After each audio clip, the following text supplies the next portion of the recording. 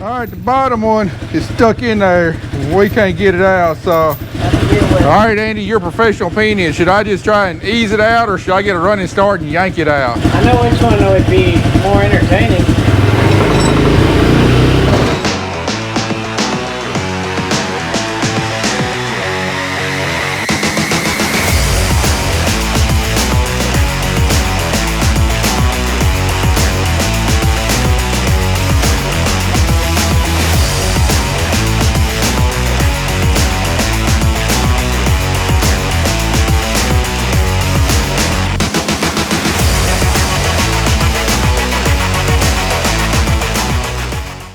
I don't want to tell the rain to go away, but it can take a vacation for about a week and a half. Let us finish getting all of our crop work done. All right, rainy day shop work. Going to get back on this combine. Didn't get any work done on it yesterday afternoon after we got the unloading. The auger finished. Had a bunch of chicken litter I had to go push up before this rain came in. But Andy and Kelly started spraying soybeans this morning and got it all sprayed except for about 20 acres. However, the last few acres, I don't know if it had enough time on there for the herbicide to get into the plant before we got the rain, but at least we got the residual down on there, which was the part I really cared about. Keep pigweeds from coming up. So got a few odds and ends on this, a few repairs, but also getting it set up for wheat harvest. And that's what Andy's going to be working on right now. Is he's going to be swapping out all the soybean concaves, large wire concaves, with small wire concaves for wheat there. And this morning I started work on this forklift. Well, didn't you just spend a crap load of money on the forklift? Yeah, I did. And one of the things they worked on was the brakes. However, they adjusted them way too tight and they just been dragging. So finally got a chance, pulled it down here. I've already pulled off this tire and drum and everything, loosened up that brake. Now I got the other side, but I didn't realize how freaking heavy that stuff was. I guarantee you that tire is every bit of 300 pounds. Had to get the handyman jack just to jack the tire up to get it back on. The drum's heavy and everything. So Carter got done with exams today, so I'm going to teach him how to work on a truck axle. Let him do the heavy lifting. All right, Carter, get the big gun there and take off the lug nuts on the tire. Be careful, it's powerful. You want to hold on to it tight.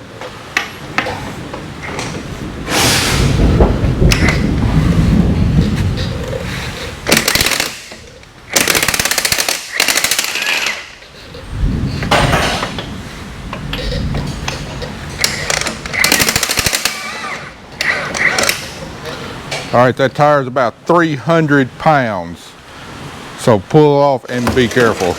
Do not let it fall on you.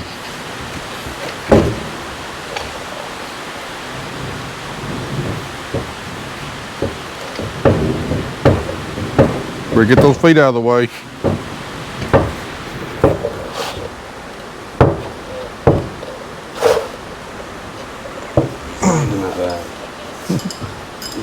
Oh, watch feet, watch feet. It's gonna fall over. Watch feet. All right, not that heavy. All right, pick it up and stand it on the side. I mean, yeah, it's heavy. I told you it's heavy. All right, Carter, that's got a full floating axle right there, so we gotta pull the axle out.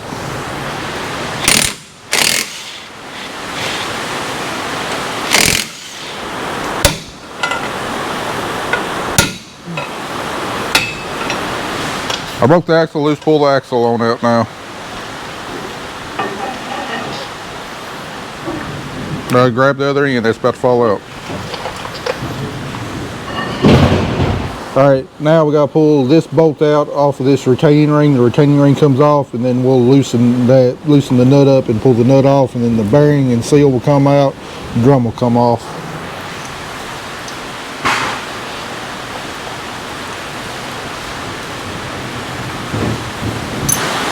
Drake, you not like thunderstorms? All right, that nut on there is not going to be very tight. You should just barely have to crack it and then it'll be finger tight. Now you probably want to go up more at an angle. I'm going to prise on the drum. You kind of grab it and wiggle it and try and pull it off. On what? the drum. I'm gonna prise on this drum's ready to come off. I'm gonna prise on here. You kind of grab right here and wiggle it.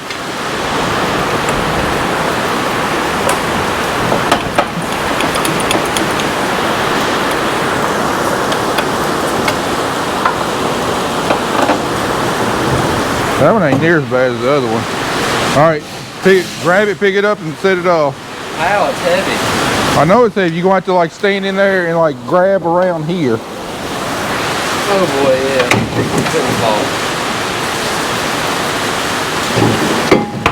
Watch your feet. I told you to grab it the other way. Get over here so I can show you how these things work, because your truck got them, they work the same way. This is your piston right here. When you press down your brake pedal, these pistons come out and push these shoes that way, and that's what grabs on the inside of your drum. Right down here is the adjuster, and they got the adjuster turned too far out to where it's pushing the bottom end too far out, and they're dragging all the time. Now these things are self-adjusting just like the ones on your truck. Look down here. You see this little star wheel right here? That's the adjuster. This right here is what adjusts it whenever you back up and you press on your brakes. That's what works this adjuster right here. With this adjuster locked into place, it only goes one wheel to tighten them out. So to loosen them up, I got to pull this thing off the teeth and spin this wheel the other way. All right, I've got that in about as far as it will go. So now we'll put everything back together. And then we can adjust them properly once everything is back together. So drum's ready to go back on. We're off to take it back off? No, we can adjust it. There's a slot on the back side of your plate right here that you can stick a little lever spoon in there and work that wheel. All this? Because I can't reverse it, because you got this thing on here, and I can't adjust the star wheel and push this off at the same time through that little bitty slot.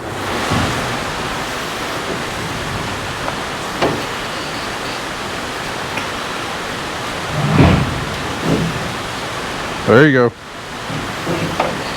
All right, push on.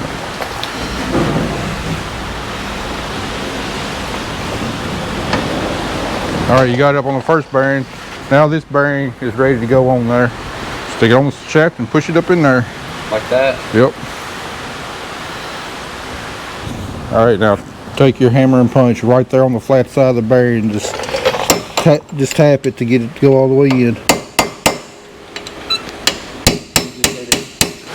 All right, put your seal back up in there. That notch right there goes on that notch right there. No, turn around, goes the other way.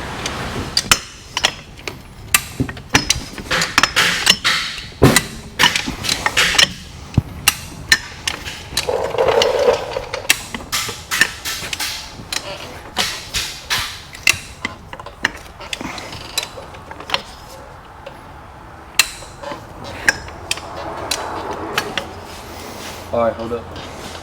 Alright, down some. There you go. It was on there. Well, push.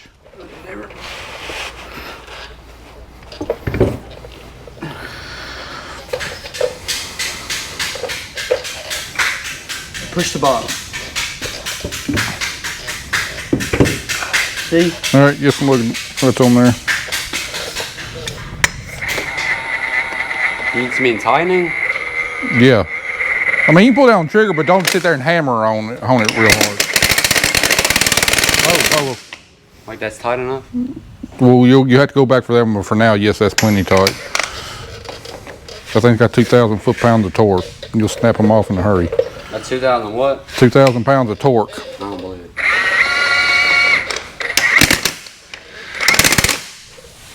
All right, Carter. Well, good job. Now you know how to work on a big truck axle. It's got drum brakes. How to access the bearings, seals, the pads, axle, and everything. Now we'll just try it out and see how much I got to adjust them up, because I backed them all the way down.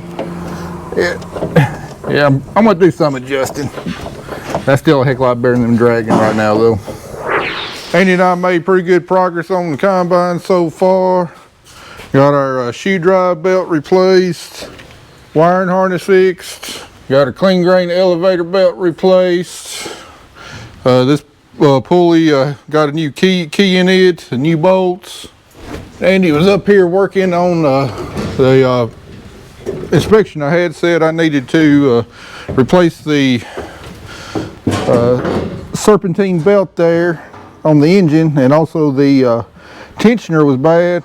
Anyway, got the belt off, and what'd you see down there, Andy? We got some nice fragrance of antifreeze or coolant. It's kind of a sweet smell up here, but let's see if we can get in there. One it's rocking, and two it's Wiggle it again, Andy. pulling out. We got a bad water pump, and it's done created a mess. That part was not on the report. We just got fortunate that we took the other stuff off to find the bad water pump. So that's what we're doing right now, is replacing that. It sure is nice to have a skinny employee who can fit down in places I sure can't get in. Or I can get in it, I don't know if I can get out of it. Balled up with plenty of room. You want me to get you a pillow and a blanket and you can just take a nap down there? Might as well. All right, I'm gonna get to draining the antifreeze before you break that thing out. All right, this is what the water pump on the 7120 consists of. Not much. It was leaking bad.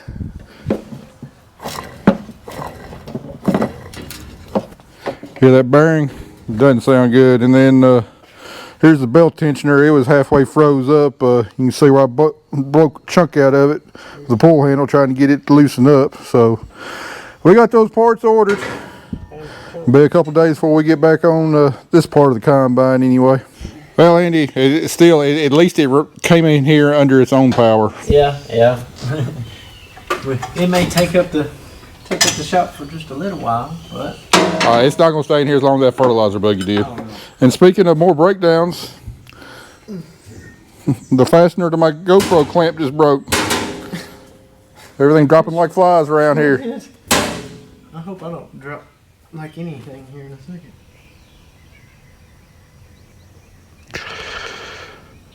Well, again, where we don't have too awful much left on that, just a few knick-knack things, and considering we can't move it until probably sometime tomorrow when our water pump and everything gets in, get anything else in here. And it's supposed to rain probably, or storm again probably after lunch. It's sunny out there now. I think we need to get here and do an outside project. That's it. All right, well, we got a little non-raining weather. We're gonna be working on our header here. Now, the majority of the work on this header has been done. It had it down at H&R. They had to do some structural work underneath the decking here and in the drum and everything. The only thing we got left to do is got to replace the knife and all the guards. They've already got the knife, old knife pulled out for me because, like I said, they had to do some work under the decking and everything. So this ought to be pretty simple, pretty quick, pretty straightforward. Just got a whole lot of bolts to take out. And then the most dangerous part is sliding the new knife back in. We'll have a little bit of beer money and scrap metal whenever we get done here. Oh yeah. It might be enough to buy me a 6-pack of Natty Light. 35 feet of guards is a whole lot of guards. So anyway, we got all of our parts here. Let's start bolting them on.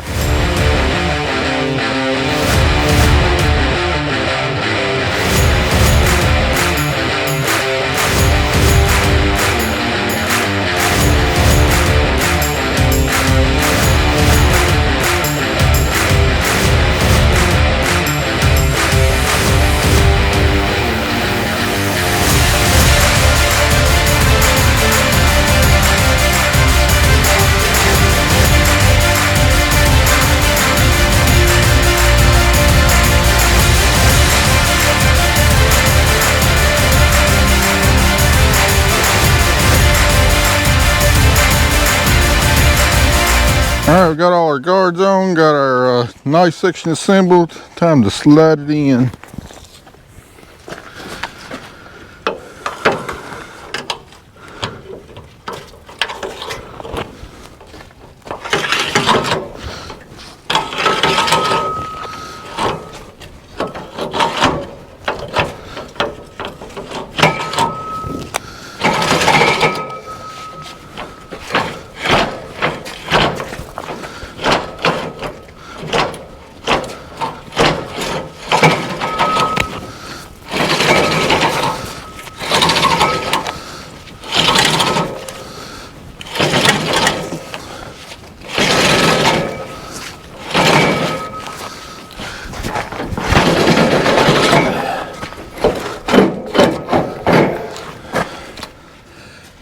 All right, there it is, all installed, ready for hopefully a real good wheat crop. So everything on this head is done. I think the only thing we got left to do is grease it, check the oil in the reservoir, change the hydraulic filter, be ready to hook up and cut some wheat with it. So now we got this done, get back on that combine. All right, back here on the back end combine, next thing we got to do, I know it's dark in here, but these sieves right here, top and bottom, we're going to replace them, and once we get them out, I'll show you why. But should be pretty simple. Just got a bolt on each side, pull out, and then well, I got electric motors on them too, so hopefully once we get the bolts loose and get them up, see what we need to do to take those off. All right.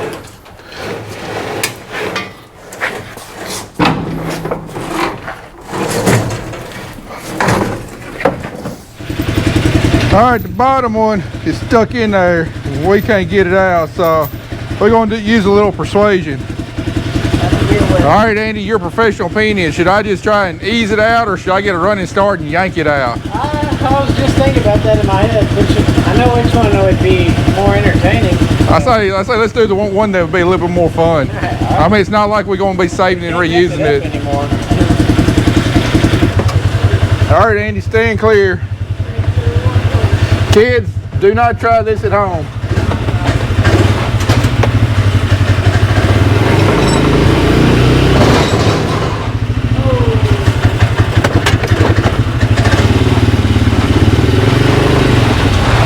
Did it come out? It went sideways.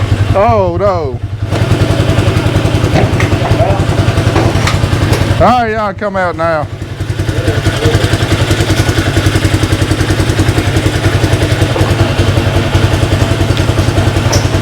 Well, that wasn't very productive, but it's kind of fun. Well, I mean, try again. It's loose now. I think. We'll try easing it out now.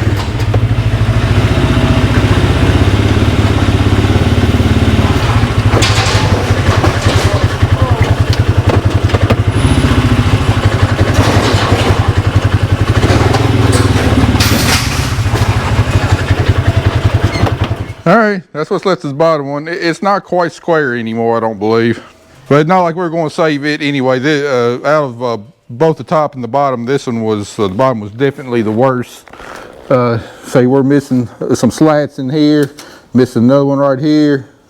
Here's one that came loose. Those are just damaged in the carnage. But anyway, the reason we're replacing it, here's a new one right here. See these, see the Sieve, they're adjustable up, you know, to either open or close these slats because the grain falls in between them, and you know, larger grains like corn, you'll open it up because you need a bigger space for the seed to fall through, and then for like wheat, because the seed's a lot smaller, we'll close them down, and that lets more trash just kind of float over the top of it. Anyway, the reason we're replacing them, see, these are pretty good and tight. There's not much movement on them right here. But then looking at our old one here, you see how much free play it's got in it. So when we would adjust it, you know, this thing would not really stay fixed. It would tend to either shut down or open up, and it could affect our grain sample. So these are pretty much, you know, wore out. Just the linkage on the pins and everything has gotten worn, so that's why we're replacing it. The top one could have run, you know, a little while longer, but the bottom one, you know, seeing as how it was missing some sections, you know, stuff could just fall straight down through it, although the bottom one's not near as important as what the top one is, because the way we set our combine is, for the most part, most conditions, we'll leave our bottom one open more than what we do our top one. We do the majority of our cleaning with the top screen, because if you close the bottom screen down too much, the fan is blowing air up through the screens, and it's got to go through the bottom screen first before it reaches the top screen. And if you close the bottom one down more than the top screen, it can choke your airflow down, which will not let your sieves work properly, because the point of this system is that you want the air to keep the material other than grain, all the chaff and everything, you want it to keep it kind of suspended while the heavier grain will fall down through the sieves.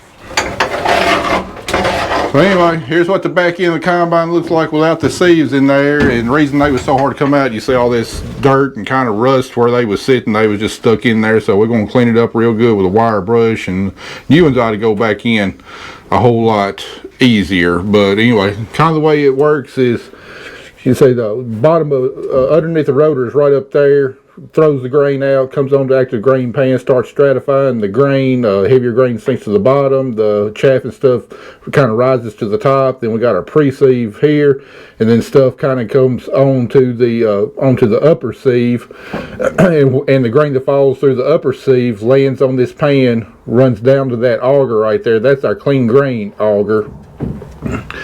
And then any grain that makes it back here, we've got a separate one. So any grain that lands back here, it falls down into this pan, and it gets thrown into the returns to get thrown back up to the front to where it can start the process all over again. There's a re-thresher on the other side of this auger. That's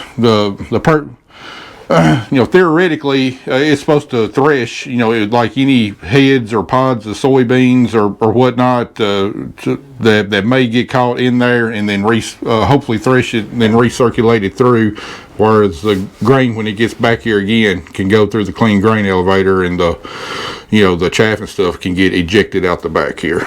All right, you see the auger right there? The fan that pressurizes everything is right through there. It blows air back this way and then up through the sieves. All right, Andy, let's get these rails and stuff cleaned up. I'm gonna work on modifying this upper sieve, and I don't say us getting this done today. Guess we'll work back on it again in the morning. All right, on my new sieve, I got to do a little bit of modifying. My old sieve just had one handle right here that would adjust the whole thing, but this has kind of got a dual stage here. This handle adjusts the back part, and then this other one adjusts the front part. And we've only got one electronic actuator to adjust these, so I've got to make a strap to tie these two handles together, because I don't have the ability with my combine, don't have the switches and stuff to be able to adjust these independently. Same part number, but I'm assuming this is for a later model combine that's got the ability, but mine doesn't. So I said I'm just going to fashion a piece of strap metal that goes from here to here, so when the electronic actuator moves this arm, it'll move this arm the same way.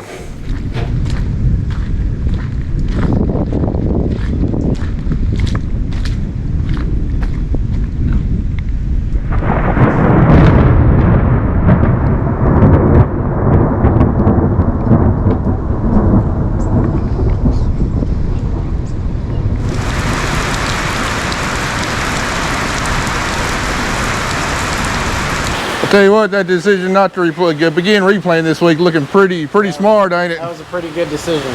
that would have been bad if we did. Yeah, I was wanting to wait till the next video to break it to y'all, but yes, there needs to be some replanting. But anyway, talk more about that on the next video. All right, got our bracket fashioned up here to link both handles. Got some bushings in there to where this will be able to pivot as you move it back and forth. So now both the front and the back are in sync.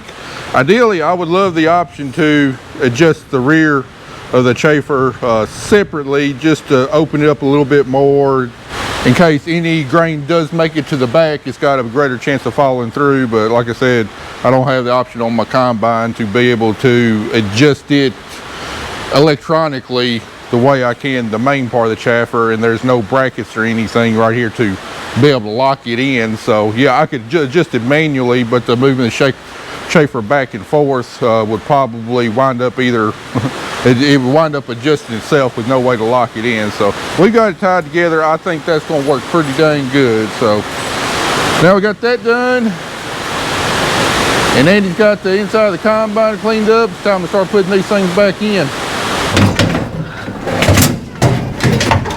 Hold up. And drop down that freaking bolt again. There you go. There we go.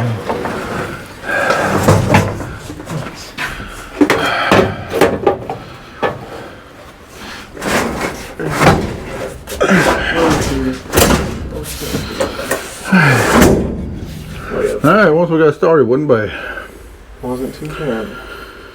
The top one should be a whole lot easier than that one too. Don't say that. Alright, got our actuator arm hooked up there. Andy, out there, cab, turn the key on, and we'll just turn the key on. I can adjust the lower sieve from here. Make sure it works. Oh, look at there.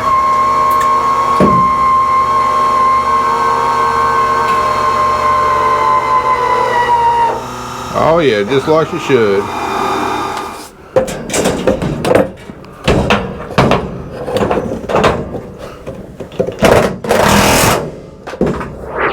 Alright, we just got the key top one in there, got our linkage hooked up. Let's make sure it works.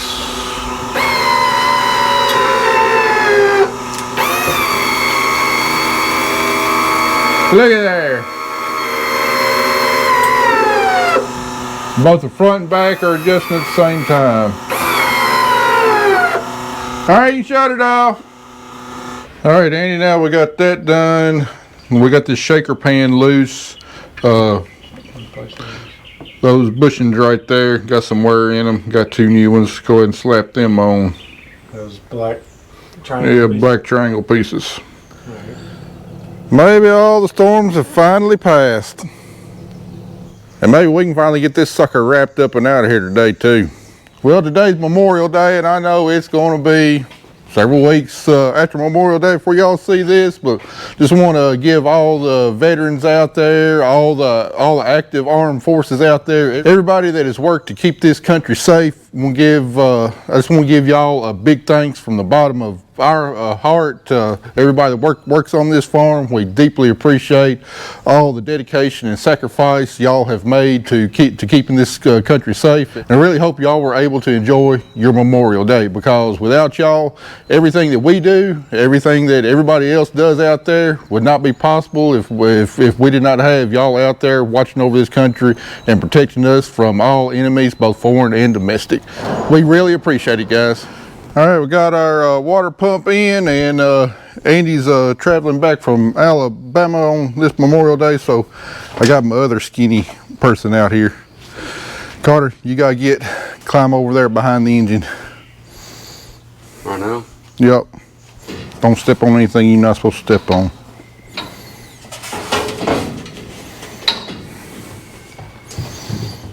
All right, Carter, you see that hole on the front side of the engine? That's going to be where the water pump is going to sit up in. This is surprisingly one of the easier water pumps I've changed.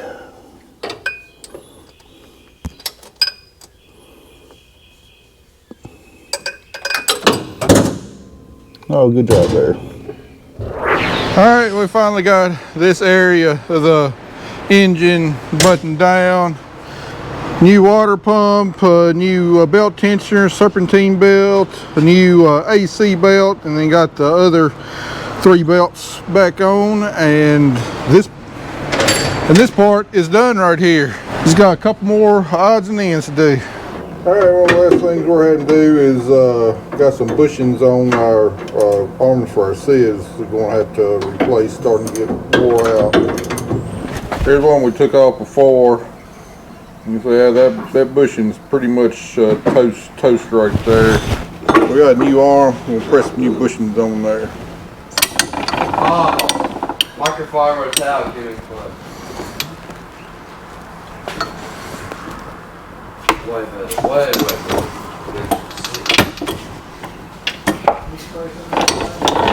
Yeah. All right, we finally got our semi truck back, and they got all the lean out of her.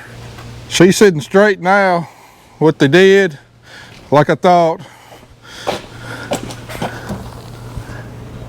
My front leaf springs there. This one was de-arched, but the big problem was a year and a half ago when we had these bushings on the support springs replaced. Guess on this side, these supports right here, they had them twisted around the wrong way, and they got you know, certain tilt to keep your drive line straight and everything. And anyway, just on this side, they have them backwards, and you put a load on there. Somebody makes the axle wrap, and anyway, it was twisting the frame and pulling it down some. So replaced these leaf springs, got those turned back right around, and she's good to go. I thought we about ready to pull this thing out, but not quite yet. We found a problem once we fired it up. Got it filled up with coolant, making sure we got the level right, all the air bubbles out. We noticed a problem here.